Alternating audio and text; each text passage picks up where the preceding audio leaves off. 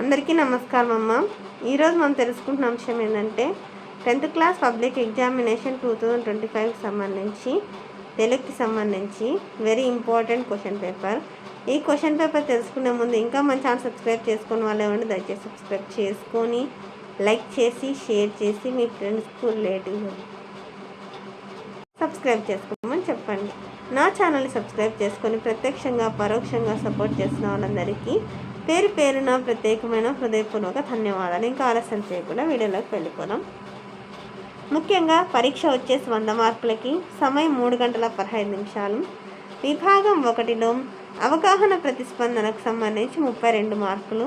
ఇక్కడ పరిచిత పద్యం అంటే మనకు తెలిసిన పద్యం ఇస్తారు, దానికి సంబంధించిన ప్రశ్నలు ఇస్తారు 8 మార్కులు.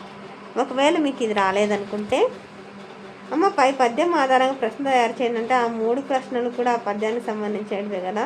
క్వశ్చన్ నెంబర్ వేసేసి ఆ 3లో ఏదో ఒకటి రాసిన మీకు మార్క్ వచ్చేసింది, గుర్తుంచుకోండి. ఇవన్నీ ఈజీ వేస్. తర్వాత పద్యం అది రాకుంటే ఇంకోటి రాలేదు కిందది. తర్వాత క్రింది పరిచిత గద్యాన్ని చదివి ఇచ్చిన ప్రశ్నలకు జవాబులు రాయండి. ఇక్కడ పేరాగ్రాఫ్ మనకు తెలిసిన పేరాగ్రాఫ్ ఇస్తారు, దీనికి సంబంధించిన ప్రశ్నలు ఇదిగోనంతే. పై గద్యం ఆధారంగా ప్రశ్న తయారు చేయాలంటే క్వశ్చన్ నెంబర్ వేయడము, పై 3లో ఏదో ఒకటి రాయడం అంతే. రామాయణం నుండి ఇచ్చిన క్రింది వాక్యాలు ఏ ఏ కాండాలకు చెందినవో వాక్య రూపంలో రాయండి 8 మార్కులు. తర్వాత 4వది క్రింది అపరిచిత గద్యమును చదివి ఇచ్చిన ప్రశ్నలకు సమాధానాలను రాయండి. ఇక్కడ పేరాగ్రాఫ్ ఇచ్చినారు, పేరాగ్రాఫ్ స్క్రీన్ షాట్ తీసుకోండి. దీనికి సంబంధించిన ప్రశ్నలు కింద ఉన్నాయి. తర్వాత విభాగం 2లో వ్యక్తీకరణ సృజనాత్మకతకు సంబంధించి 36 మార్కులు. క్రింది ప్రశ్న 4-5 వాక్యాల్లో సమాధానాలను రాయండి. క్వశ్చన్ నెంబర్ 5, 6, 7లో 4 మార్కులు క్వశ్చన్స్ 3 ఇచ్చినారు, 3 రాయాల్సిందే.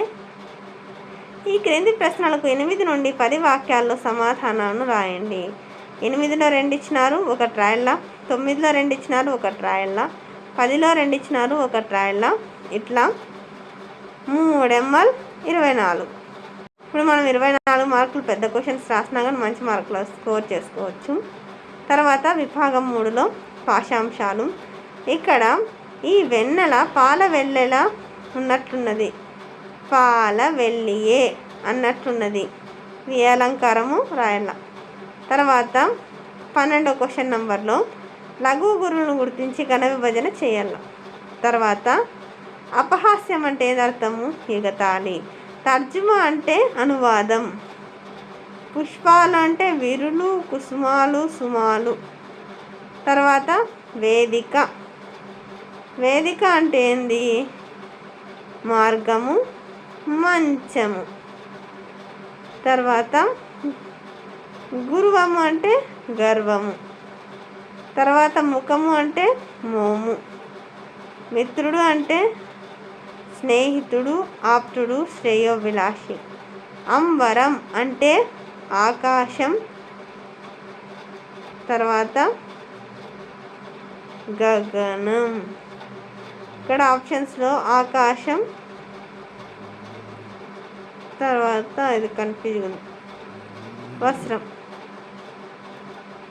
క్వశ్చన్ నెంబర్ 17లో బుధుడు అంటే ఉత్పత్తార్థం, భాస్కరుడు అంటే ఉత్పత్తార్థం. ఇక్కడ బుధుడు అంటే చెప్పచ్చు కానీ ఆప్షన్స్ ఇస్తే పక్కాగా చెప్పచ్చు కాబట్టి. కాంతిని కలగచేయువాడు సూర్యుడు. మా నాన్న మాట మాకు సుగ్రీవాజ్ఞ వంటిది. ఈ వాక్యం ఏ రకమైన వాక్యాల్లో మా నాన్న మాట మాకు సుగ్రీవాజ్ఞ వంటిది. ఈ వాక్యంలో జాతీయాన్ని గుర్తించి విడిగా రాయండి. కళ్ళు కాయలు కాచు, ఈ జాతీయాన్ని ఏ సందర్భంలో ఉపయోగిస్తారు? క్రింది ప్రశ్నలకు సూచించిన విధంగా జవాబులు రాయండి. అర్థమవుతుందనా? జాగ్రత్తగా స్క్రీన్ షాట్ తీసుకున్నామా. ఇంకా మన ఛానల్ సబ్స్క్రైబ్ చేసుకుని వాళ్ళు దయచేసి సబ్స్క్రైబ్ చేసుకొని లైక్ చేసి షేర్ చేసి మీ ఫ్రెండ్స్కు రిలేటివ్స్ అందరూ సబ్స్క్రైబ్ చేసుకోమని చెప్పండి. నా ఛానల్ సబ్స్క్రైబ్ చేసుకొని ప్రత్యక్షంగా పరోక్షంగా సపోర్ట్ చేసిన వాళ్ళందరికీ పేరు పేరున ప్రత్యేకమైన హృదయపూర్వక ధన్యవాదములు. అందరికీ ధన్యవాదాలు. దయచేసి వీడియోని మాత్రం స్కిప్ చేయొద్దు నాన్న, దయచేసి వీడియోని మాత్రం స్కిప్ చేయొద్దు.